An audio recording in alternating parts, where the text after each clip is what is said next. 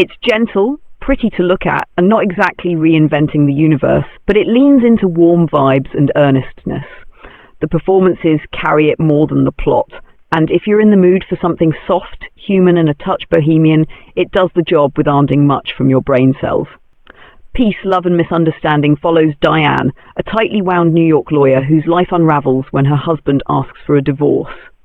Instead of processing her feelings like a normal adult, she panic drives her teenagers, Zoe and Jake, to the upstate home of her estranged mother, Grace.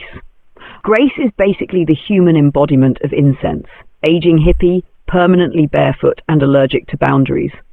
Diane hasn't spoken to Grace in 20 years, mostly because Grace raised her with the parenting philosophy of vibes first, rules maybe later. Naturally, Diane's attempt at a quiet visit detonates instantly.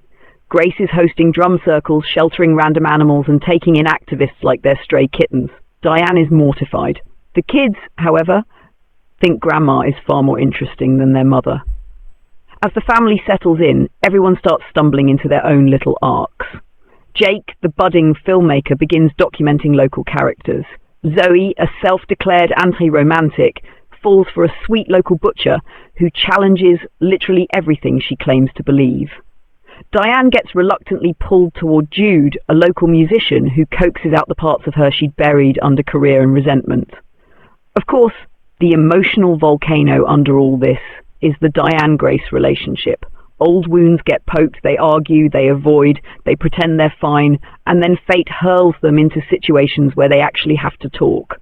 Slowly, Diane starts seeing that Grace wasn't careless so much as she was overwhelmed and heartbreakingly human. Grace realizes her free spirit persona sometimes crushed her daughter instead of liberating her. Everything builds up to a messy, cathartic confrontation where decades of blame and disappointment finally get dragged into the open.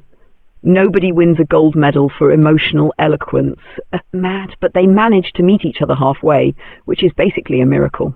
By the end, Diane softens enough to rethink her life, her divorce, and her relationship with her mother. The kids expand their worlds. Grace tones down the chaos by about 0.5%, and the whole family leaves Woodstock a little less broken than when they arrived.